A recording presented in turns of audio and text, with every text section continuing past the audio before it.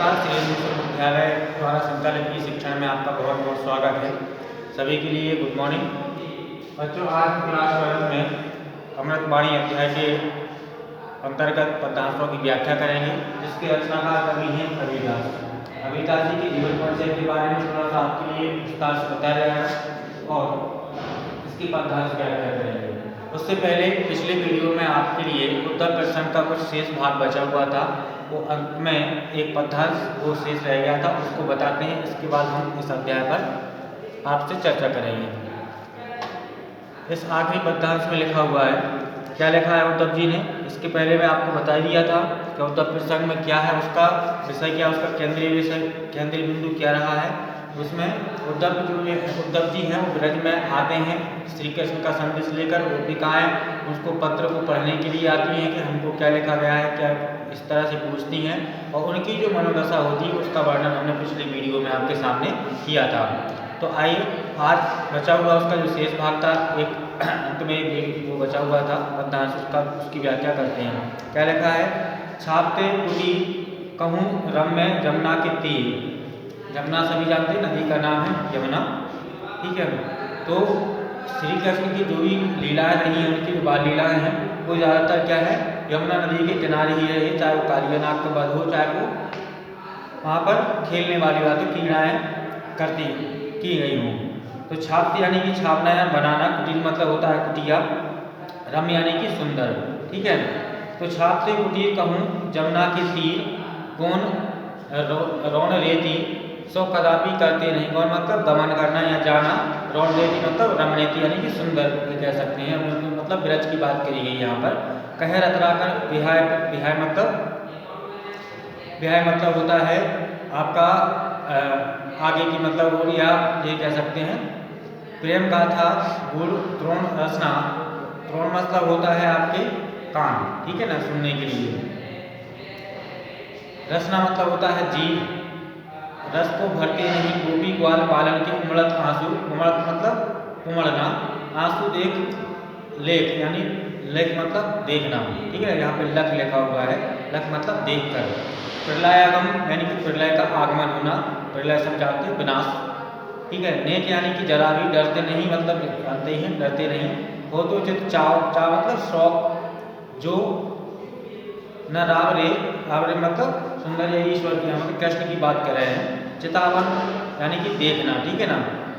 तज मतलब छोड़ना, ब्रज गाँव सब जानते हैं। इत यानी कि इधर, पाँव मतलब सब जानते हैं, डरते नहीं मतलब रखते नहीं, ठीक है।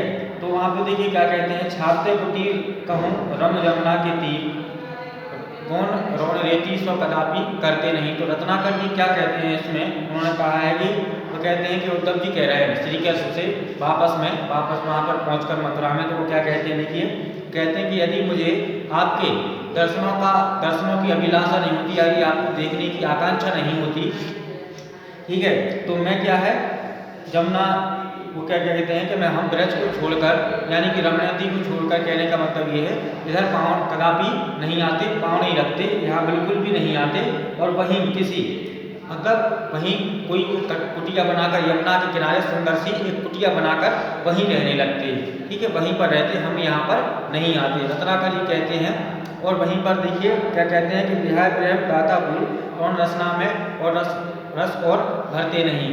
तो कहते हैं कि हम वहीं पर रहते, यमुना के किनारे कुटीर बनाकर वहीं पर रहते, और प्रेम की गाथा गुड़ यानी कि प्रेम की गाथा सुनते, ठीक है ना, गंभीर प्रेम की गाथा इसके मुख से सुनते, ग्वाल वालों की ओर से, उनके मुख से वहीं पर सुनते, वहीं पर रहते, अपने कानों से उनकी सुनते, और उसी प्रेम गाथा को अपनी जीवा से क्या करते, अपने मुंह से उसी को क्या करते, उसको रस का आनंद लेते। कहने का मतलब उस प्रेम गाथा का आनंद लेते, अपने कानों से उनको सुनते, ठीक है ना, और अपने मुख से उसको क्या करते, उसके अपनी वाणी से उसका क्या करते, जाप करते।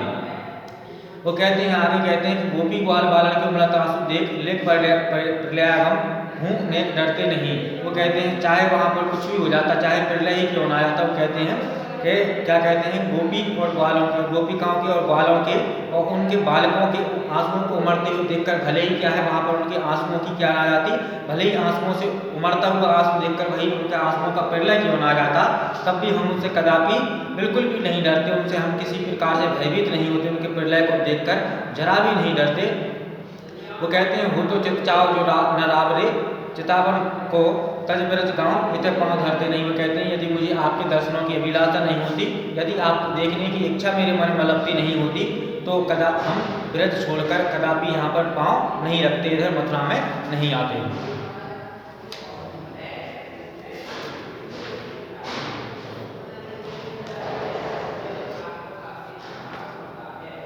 चलो स्टार्ट देखिए नीति काव्य के अंतर्गत अमृतपाणी में कवि जी की जो रचना है उसमें अमृतपाणी में आपके लिए नीति के दोहे प्राप्त होंगे। सब जानते हो, पहले भी आप पढ़ते रहे हैं 9th में 10th में 11th में, ठीक है। तो कबीरदास जी को सब जानते हैं। कबीर जी जो है वो आपके प्रेमाश्रयी काव्यधारा की आपकी ज्ञानाश्रयी काव्यधारा की प्रतिनिधि कवि हैं, जो आपको क्या है निर्गुण काव्यधारा के अंतर्गत आती है। तो भक्ति काल के कबीरदास जी को सभी जानते हैं। कबीरदास जी जनभाषा के एक ऐसे प्रतिनिधि कवि हैं जिनके वाक्यों में सदैव क्या है नीति का दर्शन होता है, जीवन के दर्शन होते हैं, उनकी किरणें उसमें फूटती हैं उनके काव्य में, और वो सदैव ही क्या है हमारे लिए क्या हमेशा क्या करते हैं, हमारे लिए जीवन का संदेश देते हैं, नीति की बात बताते हैं। नीति की बात कहते हुए वो भी आज भी इसमें बताएंगे। उनकी जो प्रमाणिक कुछ कृतियाँ हैं उसमें सबसे प्रमाणिक कृति उनकी ज़्यादातर तो नहीं है, लेकिन एक है बीजक, ठीक है ना। बीजक में उसमें साकी सबद रमीनी करके उनके जो खंड हैं वो उन सब में विभाजित की गई हैं, ठीक है। थोड़ा सा हम इस पर प्रकाश डालते हैं, देखते हैं क्या है। कबीर की भाषा क्या पूर्वी जनपद की भाषा है, यानी कि अब उनकी जो क्षेत्रीय बोली है, ठीक है। और उस बोली को क्या कहा जाता है, सर्वप्रिय भाषा कहा जाता है, क्योंकि उसमें हिंदी, उर्दू या इस तरह की कई प्रकार की आगत भाषाएं, विदेशी भाषाएं, उनमें से उनका संपूर्ण देखने को मिलता है। उनका प्रत्यक्ष उसमें जो उनकी जो वाणी है वो खिचड़ी भाषा है, कुल मिलाकर कई प्रकार से मिलाई गई है, तद्भव तत्सम शब्दावली इसमें मिल जाती है। और देखिए इसलिए क्या हजारी प्रसाद द्विवेदी ने उनको क्या वाणी का तानाशाह या वाणी का डिक्टेटर कहा है, ठीक है। यद्यपि उन्होंने भाषा के सौष्ठव की ओर ध्यान नहीं दिया, मतलब किस प्रकार से उनकी जो भाषा है वो क्या है व्याकरण सम्मत अधिक नहीं है, तथापि उनकी भाषा सरल और सुबोध भी है, सरस भी है। अध्यात्म का मर्म समझाने के लिए उन्होंने रूपक और प्रतीकों का के साथ उलटवासियों का प्रयोग किया। उलटवासी मतलब विपर्य या उल्टी बात कहते हुए, मतलब कहने का ये है उल्टी बात कहते हुए भी उन्होंने क्या है सही बात कहने का मतलब सही संदेश देने का प्रयास किया है। इस तरह से जो विपर्य हैं उनकी उलटवासियाँ हैं, ठीक है। तो उन सब में क्या है हम उनकी जो सदुपरी भाषा है या खिचड़ी भाषा है उसमें हम उसको प्राप्त करते हैं। और देखिए उन्होंने क्या है कवि ने जाति वर्ग में और विशेष जो धार्मिक संप्रदाय वगैरह हैं उन सब में उनका संदेश दिया है, और चाहे उनके हिंदू हो चाहे मुसलमान हो, दोनों के लिए कहीं ना कहीं उन्होंने इस तरह का संदेश दिया है जो वास्तविकता में होना चाहिए। और उस आप सब जानते हैं कि कवि जो है वो भक्ति काल के तो हैं ही, भक्ति काल में क्या है ज्ञानाश्रयी शाखा के कवि हैं, और उन्होंने क्या निर्गुण काव्य का सबसे ज़्यादा उनका क्या किया है, उनका संबोधन किया है।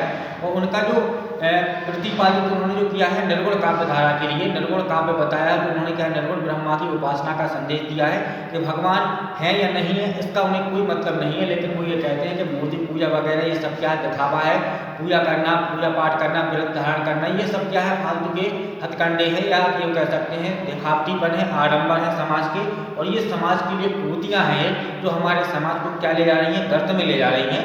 और समाज की बात नहीं है, जाति धर्म की बात नहीं है, उन्हें नैतिकता की बात बताते हुए भी कहते हैं कि हमारे लिए कैसी संगति करनी चाहिए, किस तरह की मानवता दिखानी चाहिए।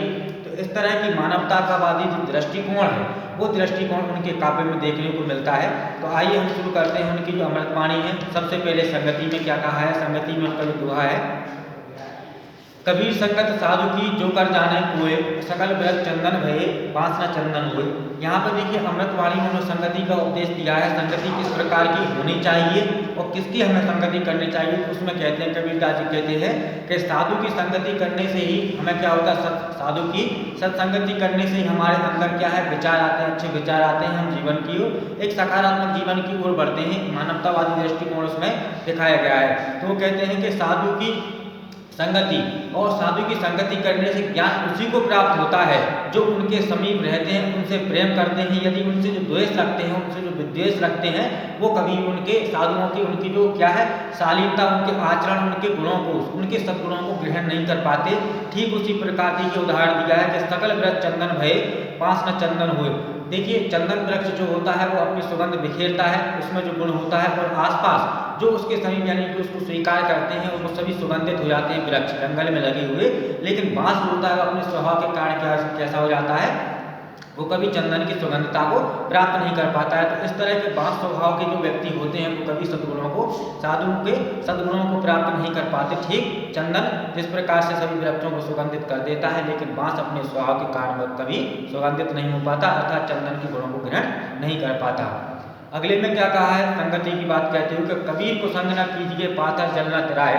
तो क्या है यहाँ पे सत्संगति के बाद कुसंग के बारे में बताया कि कुसंग यानी कि जो बुरी संगति है वो पत्थर में के समान होती है। इस प्रकार पत्थर जो होता है, पाथर जल न तैरा, यानी कि पत्थर जल में तैरता नहीं है, ठीक है ना। वह क्या करता है, उस पर बैठने वाले को डुबो देता है और वह स्वयं भी डूबता है। यानी कि संसार जो है वो जल की भांति है, जल के अथाह सागर की भांति है। उसमें यदि आप बुरी संगति यानी कि बुरी संगति अर्थात पत्थर रूपी बुरी संगति करेंगे, तो उस पर आप बैठेंगे, बुरी संगति करेंगे, तो उसमें संसार के जल में आप भी कैसे हो जाएंगे, डूब जाएंगे। वह स्वयं भी डूब जाएगा, वो कभी तैरता नहीं है। ठीक, देखिए उदाहरण देते हुए कहते हैं यहाँ पे क्या कहा है, कदली सी भुजंग मुख एक बूंद तिर भाई। तो देखिए यहाँ पे स्वाति नक्षत्र की एक जो बूंद होती है वह स्वभावगत अलग अलग स्थानों पर पड़ने के साथ साथ अलग अलग अपने सदृशता को प्राप्त करती है। कैसे, यदि वह केले के पत्ते पर गिरती है तो कपूर बन जाती है। यदि वह सीप के मुख में गिरती है, यानी कि सीप में जाकर गिरती है वही बूंद, तो क्या बन जाती है, मोती बन जाती है। और यदि वह स्वाति नक्षत्र की जो बूंद होती है यदि सांप के सर्प के मुंह में जाकर गिरती है तो क्या बन जाती है, विष बन जाती है। यानी कि स्थान का यहाँ पर प्रभाव बताया गया है, अलग अलग स्थानों पर जो बूंद गिर रही है उसका क्या स्वभाव के कारण अलग अलग वो बन जाती है, ठीक है ना। बूंद क्या होती है, एक ही होती है, लेकिन स्थान के अलग अलग होने के कारण वह कदली पर यानी कि केले के पत्थर पर गिरती है तो क्या बन जाती है, कपूर बन जाती है। सीप में गिरती है तो मोती बन जाती है, और अगर मुख में जाती है, सांप के मुख में जाती है, भुजंग के मुख में जाती है, तो वो विष का रूप धारण कर लेती है। आगे उपदेश देते हुए कहते हैं कि देह धरे का गुण यही, देह धरे यानी कि जिसको देह प्राप्त हुई, यानी कि मानव, देह धरे का गुण यही, देह देह कछु देह बहुरी न देह पाइए, बहुरी देह न पाइए अब की देश दे। बहुरी मतलब होता है आगे, फिर आगे, ठीक है ना, आगे के समय में, भविष्य में। तो वो कहते हैं कि देह धरे का गुण यही कि व्यक्ति का, मानव का जो देहधारी है, जो पुरुष है, मतलब कहने का ये पुरुष मतलब कहने का ये देहधारी है, जो मनुष्य है, ठीक है, उसका गुण, श्रेष्ठ गुण यही है कि उसे इस सुदेह से यानी कि अच्छे देह जो उसे प्राप्त हुई है, जो जीवन प्राप्त हुआ है, ठीक है ना, उस सुदेह से उसको क्या करना चाहिए, सदैव दान करना चाहिए, ठीक है ना। क्या करना चाहिए, दान करना चाहिए, उसे देना चाहिए, मतलब देह यानी कि देना चाहिए। अच्छा क्या है, उसकी जो शरीर प्राप्त हुआ है उसे सदैव उसके लिए ध्यान करना चाहिए। और हो सकता है उसके लिए फिर आगे यह श्रेष्ठ जो जीवन प्राप्त हुआ है, देह प्राप्त हुई है, वो हो सकता है आगे प्राप्त न हो जाए, ये देह शांत हो जाए, खत्म हो जाए, मृत्यु हो जाए शरीर की, वो मिट जाए। लेकिन हो सकता है ये निश्चित नहीं है कि तुम्हें आगे प्राप्त यह देह प्राप्त हो जाएगी, अच्छी देह यानी कि यह शरीर जो तुम्हें प्राप्त हुआ है वो आगे मिलकर चलकर मिलेगा। जो जल बाड़े नाव में घर में बाड़े दाम, दो हाथ लीजिए यही सयानो काम।